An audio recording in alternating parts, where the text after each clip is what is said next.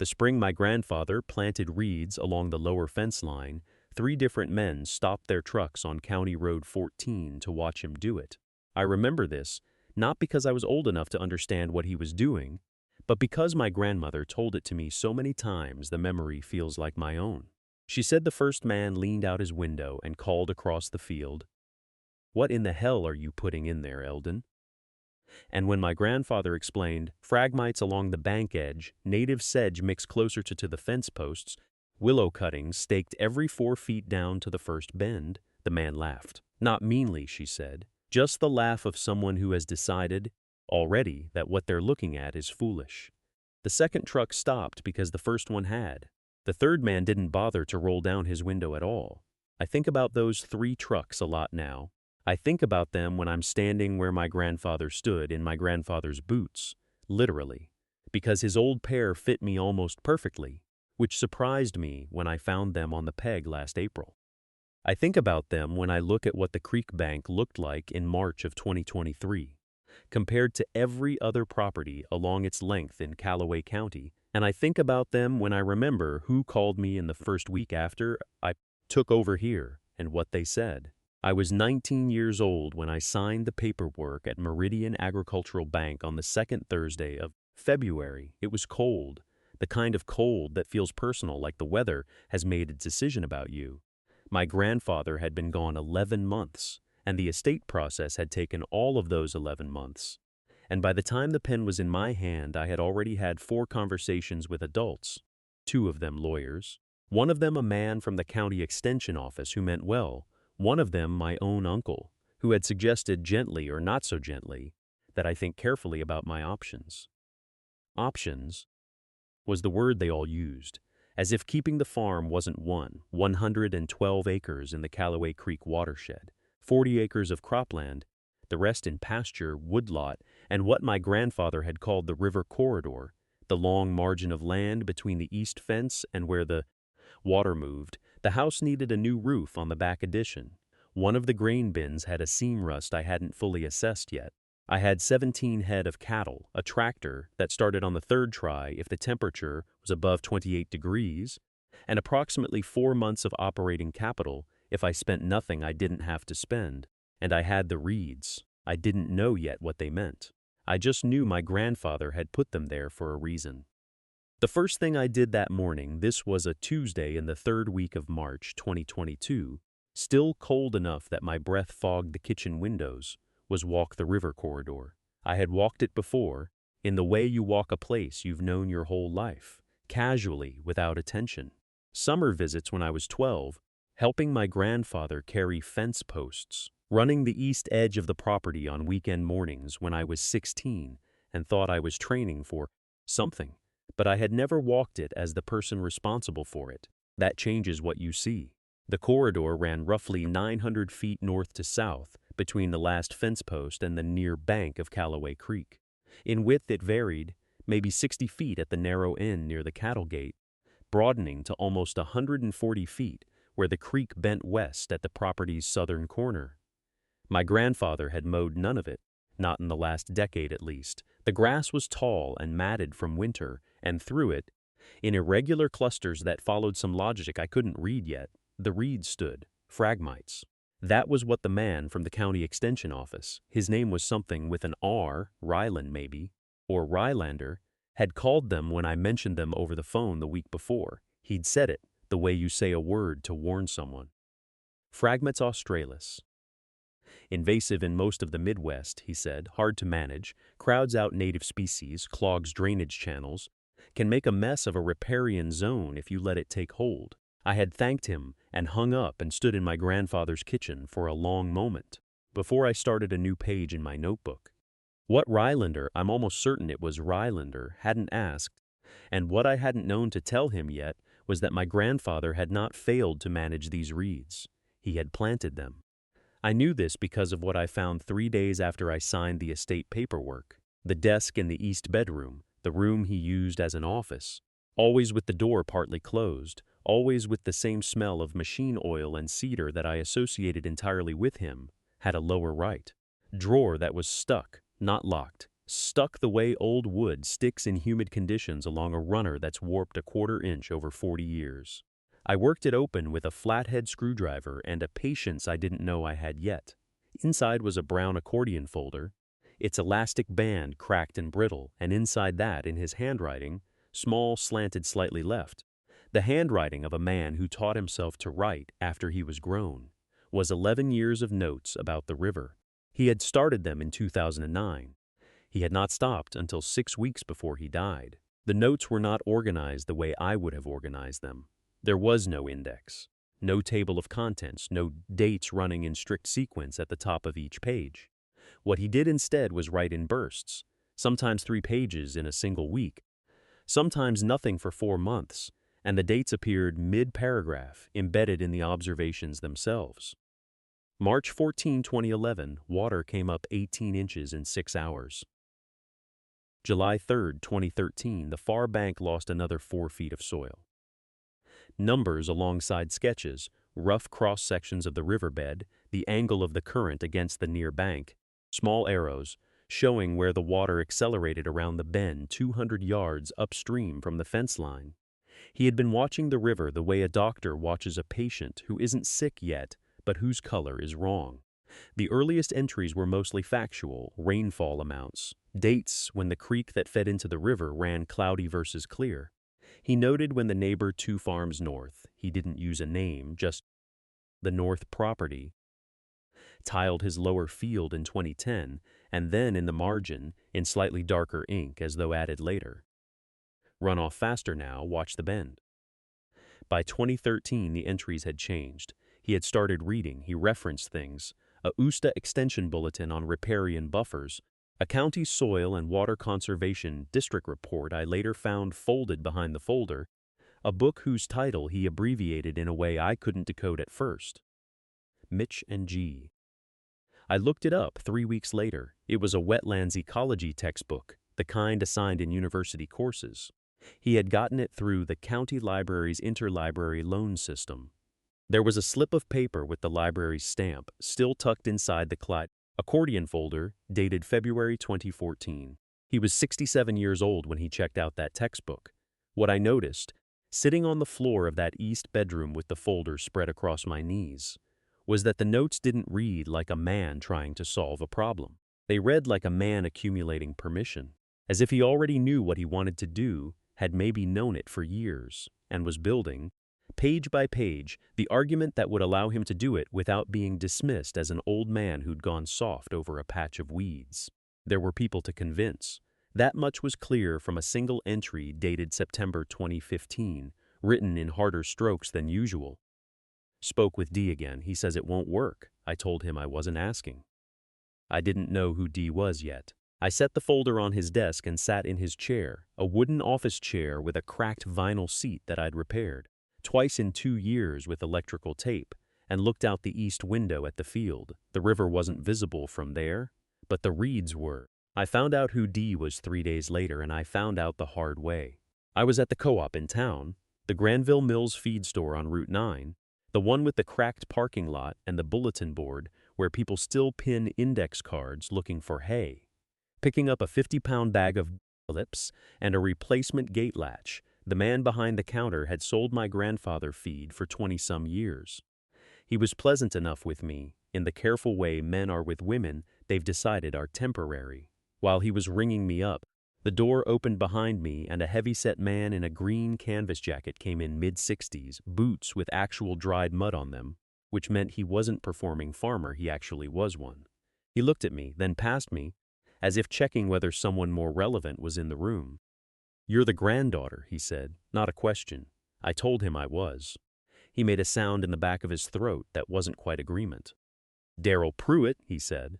"I farmed the 300 acres south of your property line, did for 30 years before your grandfather decided to turn his riverbank into a swamp." I set my card back in my wallet slowly. Outside, a truck idled in the lot. "The reed planting," I said. I told him it was foolishness. Told him it would back water onto the lower field during a wet spring, he said. Darrell Pruitt paused, and his jaw moved in a way that suggested he was deciding how much to quote directly. He said he wasn't asking my opinion. I recognized those words. Hard stroke, September 2015. Has it, I asked, backed water onto your field?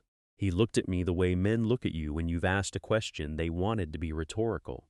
Not yet, he said, but we haven't had the wet spring that tests it. He bought what he came for and left without saying goodbye, which I didn't take personally. At the door he stopped once, with his back still to me, and said, "Your grandfather was a stubborn man." I told him I'd heard that. What he said next surprised me. He said it quietly, not quite turning around, the way you say something you haven't planned on saying. He was usually right, too, made it harder to stay mad at him. Then the door closed and he was gone.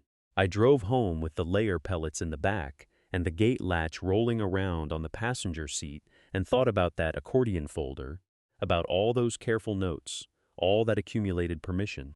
My grandfather had known Darrell Pruitt would fight him on it, had known it and done it anyway, and then had spent 2 years documenting why he was right. Not for himself, but for whoever came after him and needed to hold the line. I hadn't understood that part yet. I was beginning to. The wet spring came in March. Not a gradual warming, not the kind of March you can ease into. This was the 3rd week of the month, a Tuesday, and it arrived like something that had been held back too long. 4 inches of rain in 36 hours, then a freeze, then 3 more inches on top of the frozen ground that couldn't absorb any of it. The creek that ran along the eastern property line, Sutter Creek, which the county maps called a seasonal drainage, and which my grandfather had called the one thing on this property that will humble you if you let. It came up 14 inches in a single afternoon. I know the number because I had driven a stake into the bank in November, the way his notes said to, and marked it in increments with a carpenter's pencil. It was something he had done every fall for 30 years. The stake was there when I arrived. I just added a new one beside it and kept the practice going. By Tuesday evening, the water was 6 inches below the top of the near bank. I put on his rubber barn coat, the green one, size large, which hit me mid-thigh, and walked the eastern fence line with a flashlight. The ground was making sounds I hadn't heard before. Not the usual wet ground compression under boots, but something lower, more internal, like the soil itself was shifting weight.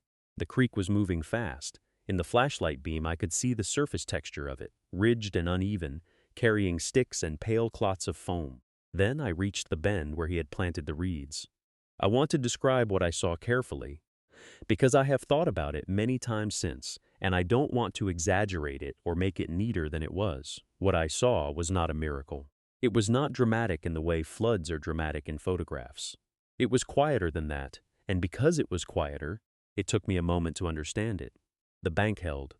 On the upstream side of the reed planting, where the bare bank curved toward the field, the water had climbed to within 2 inches of the edge, and the soil was visibly undermined, a dark shelf of it cantilevered over the current. On the downstream side of the planting, the bank was 6 inches higher than the water.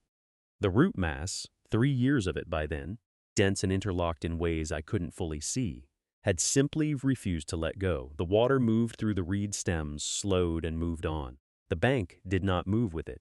I stood there for a long time, long enough for the rain to soak through the back of my collar.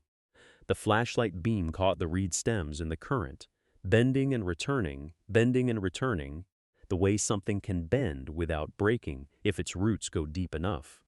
I walked back to the house without a flashlight on the return trip. I'd used the battery down looking at the bank, and anyway I knew the path well enough by then, the dip near the old fence post, the place where the ground goes soft even in dry weather, the 3 steps up to the porch where the middle one gives a half-second before it holds. Inside, I set my wet boots by the door and sat at the kitchen table without turning on the overhead light. The clock on the stove read 2:47 a.m. I didn't make coffee. I just sat there with my hands flat on the table, the way I'd seen my grandfather sit after long days, when he was thinking something through that he didn't have words for yet. I thought about the men at the co-op the spring before, when I'd gone in to ask about reed plugs and bare root stock. There were 3 of them at the counter. 2 farmers I recognized by face. One I didn't. When I explained what I was trying to do, one of them had laughed, not meanly, exactly. The kind of laugh that assumes you're not quite serious. He'd said something about how my grandfather used to burn that stretch every 3 years and that reeds were more trouble than they were worth. The third man, the one I didn't recognize, had just looked at me with that particular patience that older men sometimes use with young women.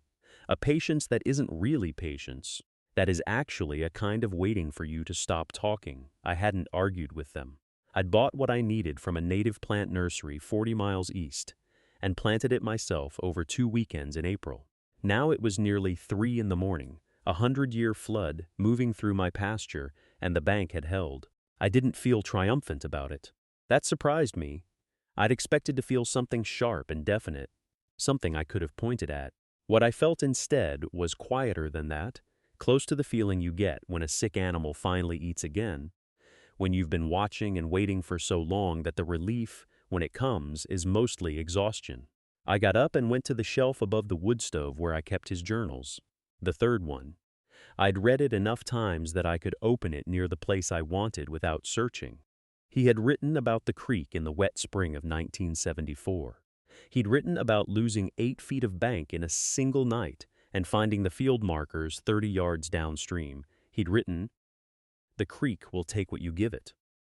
I stood there in the dark kitchen, holding the journal, the rain still moving across the roof in waves, and I thought about what he'd meant by that, whether he'd meant it as a warning, whether he'd known there was another way to read it. I set the journal on the counter and stood there looking at it for a long time. The creek will take what you give it.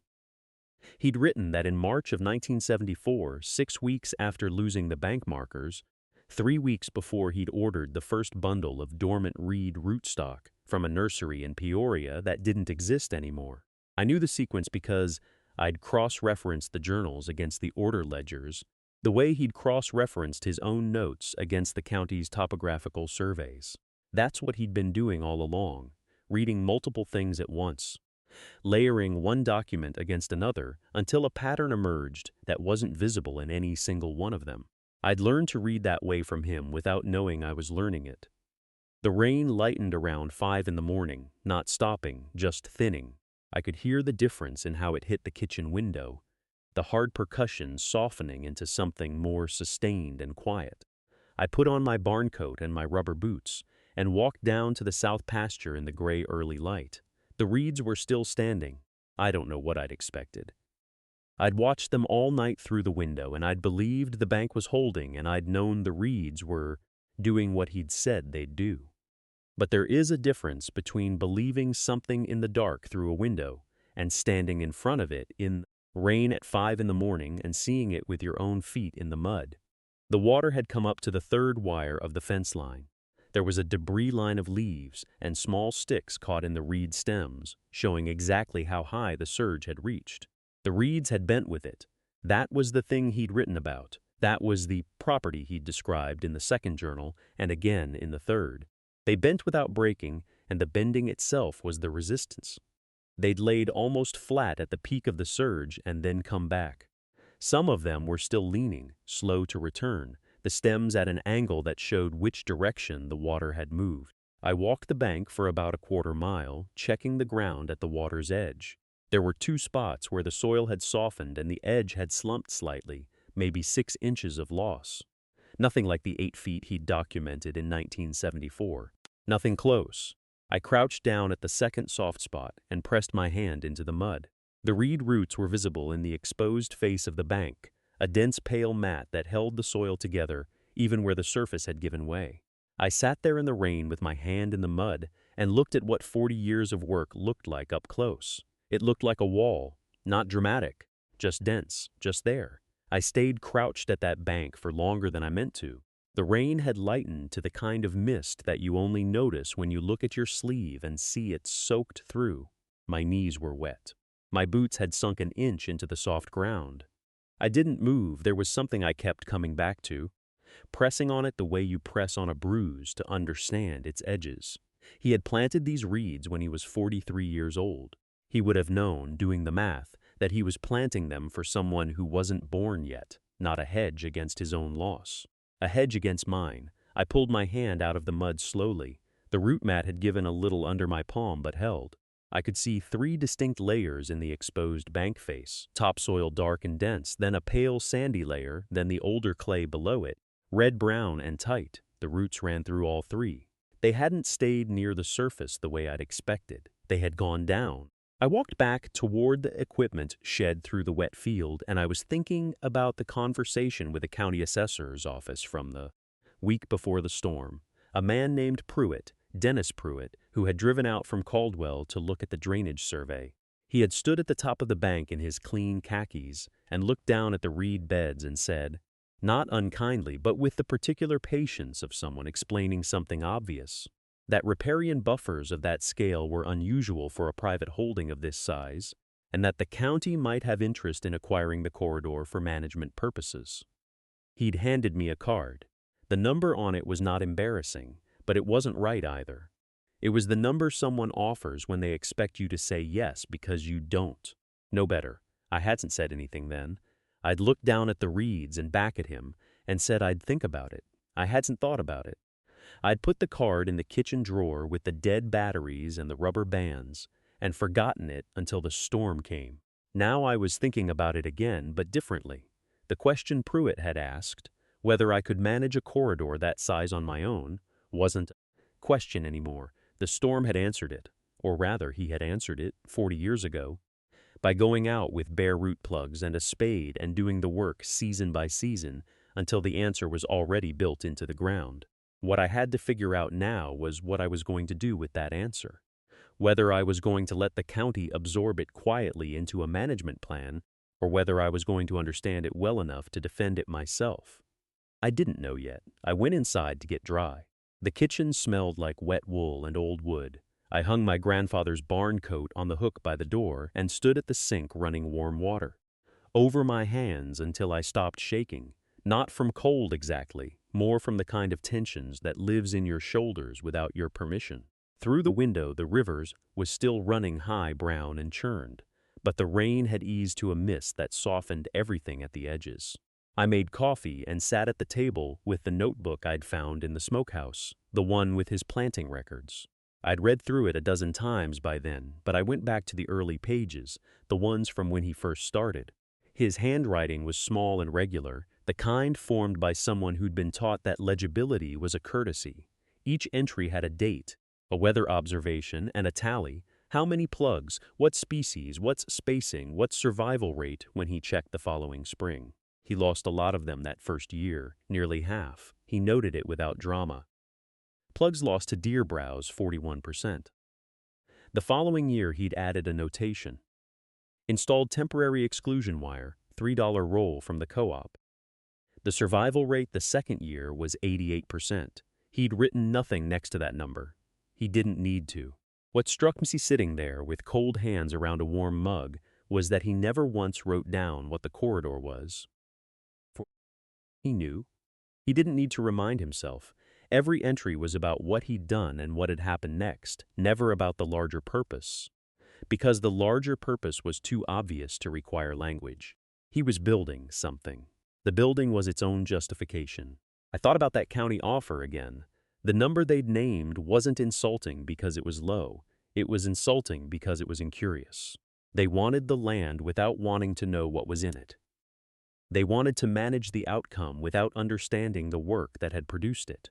I had 40 pages of that work in my hands, species tolerances, seasonal timing, the precise year he'd switched from bare root to container stock because the survival rates were better in dry summers.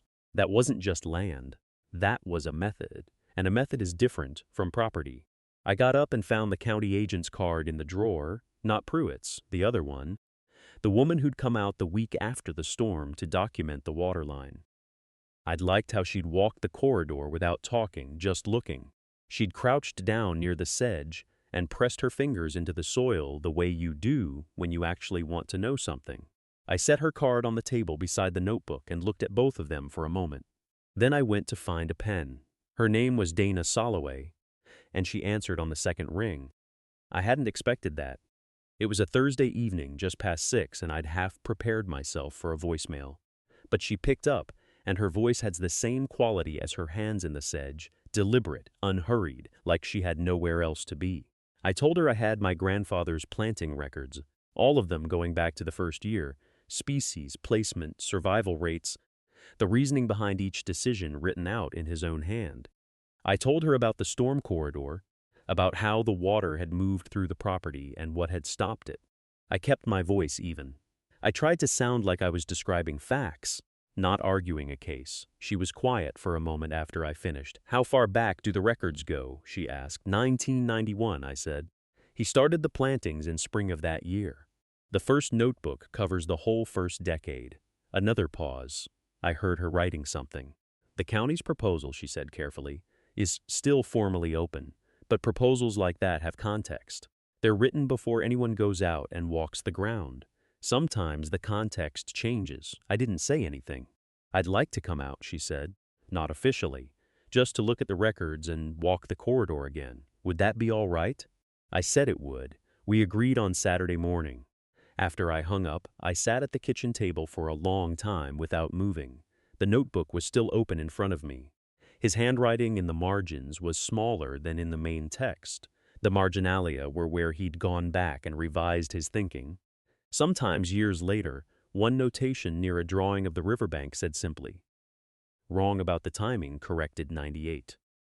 He had dated his own mistakes. I hadn't noticed that before. I made tea and stood at the window while it steeped. The river was invisible in the dark, but I could hear it, the particular sound it made when the level was still elevated, a lower register than its summer voice, more pressure behind it. The corridor was out there in the blackness, holding its position. The roots doing their work whether anyone was watching or not. That was the thing about what he'd built. It didn't require an audience. He'd planted it, recorded it, adjusted it, and let it become what it was going to become. He hadn't waited for someone to agree with him. He hadn't asked Pruitt's permission. He'd just done the work with the patience of a man who understood that some arguments are made in years, not words. I closed the notebook. I set it next to her card. Outside, the river kept moving in the dark, lower than it had been 2 days ago, receding slowly back to itself. I slept better that night than I had in a week. I don't know what changed exactly. Maybe it was the tea, or the quiet after 2 days of noise and activity, or the fact that the river had turned the corner and was finding its old level again. Maybe it was something simpler, the feeling that the land had been tested and had held, that something invisible and patient had done what it was supposed to do, and the argument had been made, and there was nothing left to prove in the dark. I woke at 5:15 to the sound of the rooster and lay still for a moment listening. The rain had stopped completely. I could tell by the quality of the quiet, a different silence than we'd had for days, less weight in it. When I got downstairs and opened the back door, the air smelled like turned earth and cold water and something alive. The sky in the east was the color of a bruise going yellow at the edge. I pulled on my grandfather's barn coat and walked out to the fence line. The corridor was visible in the early light. The reeds stood in rough lines along the bank, bent from the current but upright. Most of them. A few had folded at odd angles where the pressure had been heaviest. Debris had caught in the stems, dead leaves, a torn piece of burlap, a length of field fence that must have come loose somewhere upstream. The ground between the corridor and the barn was wet but not standing. The drain had done its work. The barn itself was intact. I stood there for a long time. The Pruitt side of the fence was a different picture. I didn't go closer than the property line, but I could see the silting along his lower field from where I stood, a pale crescent of deposited sand. At the base of the grade, maybe 30 yards wide, he'd lost topsoil.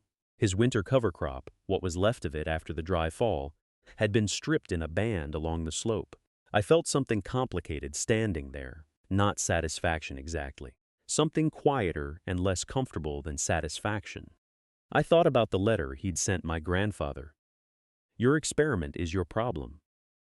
The date on it was February 11th, 1987. My grandfather had kept it, had not thrown it away, had not written back in anger, had simply folded it and placed it in the notebook and kept planting. I thought about what it means to be right in a way that costs the person beside, you, whether being right that way is still purely good, whether my grandfather had thought about that too, in the years he was working, knowing what he knew about what water does on unprotected ground. I went in and started the coffee. The morning had its own work. The coffee was ready by the time the sun cleared the ridge. I stood at the kitchen window with the mug in both hands and watched the light come. Across the reed beds, That particular winter morning light that makes everything look like a photograph of itself, flattened and exact. The stalks were pale gold, the water between them barely moved. I've been asked, since the county write-up ran in the Ag Extension newsletter, what my grandfather was trying to prove. It's always framed as proving, as if the reeds were an argument he was making to someone. I don't think he was trying to prove anything. I think he saw what the water did to unprotected bank, and he planted accordingly. That's the whole story. People want a more complicated motive, but patient work rarely has one. What I carry from all of this is not triumph. The word doesn't fit the feeling. What I carry is something more like continuity. The sense that something he understood 37 years ago is still working, still holding, still shedding water quietly into the channel the way it was meant to. That has weight to it. A different kind of weight than debt or grief, lighter and more permanent. I walked the lower bank after breakfast. The ground still hard from the night cold. The roots down there are something now. A dense mat running 6 feet deep in places, woven through the clay and silt the way nothing planted in a single season could manage. It took the first 5 years to establish. He wrote in the notebook. Year 6 was the first year I stopped worrying about the low field. He never stopped entirely, I suspect. Farmers don't stop worrying, but the worry changed character, became maintenance instead of doubt. That's the inheritance he left me. Not just the land, the notebook, the method, the reeds themselves which I did not plant, and which saved the lower pasture last March without my doing anything except watching. He worked 37 years before the thing he built was tested the way he knew it would be tested someday. He didn't live to see it tested. I saw it for him. I think about that when I'm down by the water in the early morning, which is most mornings now. I think about what we do for people who come after us, for land we'll eventually leave to someone else. The choices made in 1987, the planting done in cold April mud, the letter folded without bitterness and placed between the notebook's pages, all of it arrived here intact. If any of this sounds like something you found in your own family's ground, in a notebook, in a field that outlasted its reasons, in work that made no sense until suddenly it did, I'd like to hear it. Leave it in the comments. Subscribe if you want to keep following what comes next on this land. I'll be here.